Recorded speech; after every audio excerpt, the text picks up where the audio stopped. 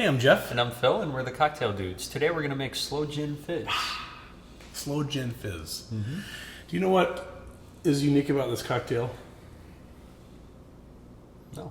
I know. I know you don't. This is the very first cocktail I ever had. Really? Yeah. I was trying to think, what is there that I don't know about it? Well, yeah. It was in college, and my roommate, who was, of course, he was from Wisconsin, so he was drinking since he was 6, probably. But I only started drinking when I came here in my 20s. Yeah. And started with beer and then wine coolers, and then he decided to take me to a cocktail bar. Nice. He got his brandy old fashioned, and he knew that would be too much for me, being a greenhorn, so he ordered me a Sloe Gin Fizz. Nice. I know. And it took us this long to make it. I don't know why. Huh. Yeah, you would think you would want to start with this one. I remember it being nice and sweet and pleasant, and it is.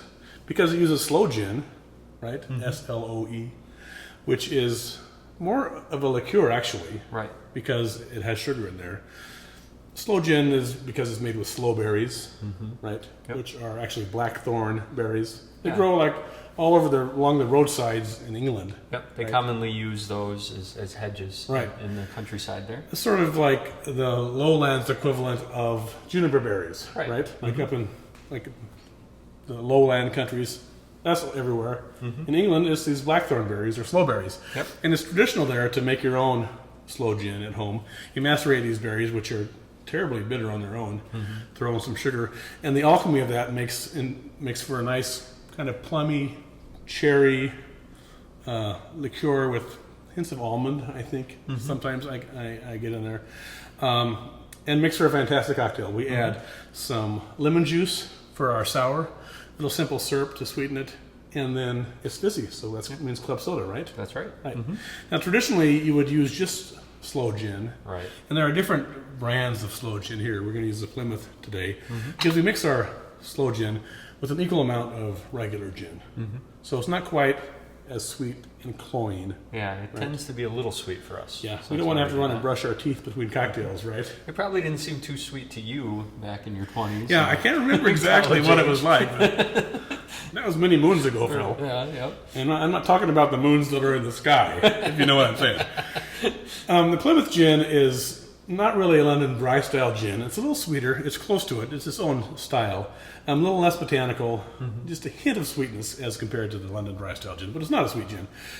So we're going to mix that with the Plymouth sloe gin, and then we're good to go. Yeah. All right, enough yammering. Let's do this. We're going to put everything except the club soda into our cocktail shaker, starting with 1.5 ounces of Plymouth gin from Plymouth, England, right? And then 1.5 ounces of sloe gin. Heyman's makes a nice sloe gin. Bitter Truth guys also. And then I'm going to give you the simple syrup, 3/4 ounces. Sure. While I do the same amount of lemon juice.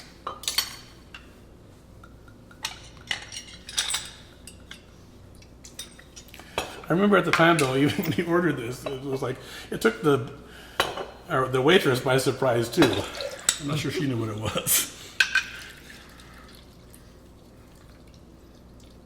I'm just a hair shy, Phil. Make it right. You have to make it right. Make it or right. Don't make it. All right, there you go. Excellent. 3/4 ounces lemon juice. And while Phil shakes that up and gets it chilled, I'm going to put 3 ounces of club soda into the bottom of our Collins glass.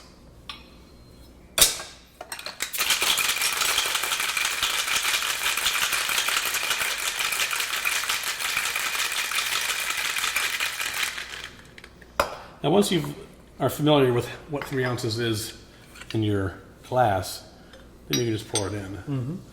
And traditionally, you would put it on the top and stir it in. But we put it on the bottom and then just pour in the cocktail rather aggressively to get everything mixed up.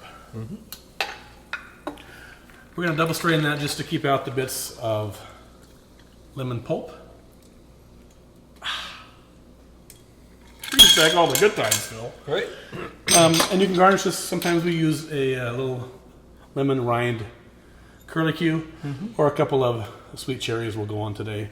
And here you have your sweet, fun, fizzy, delightful, and slightly tart Sloe Gin Fizz. Enjoy. Cheers.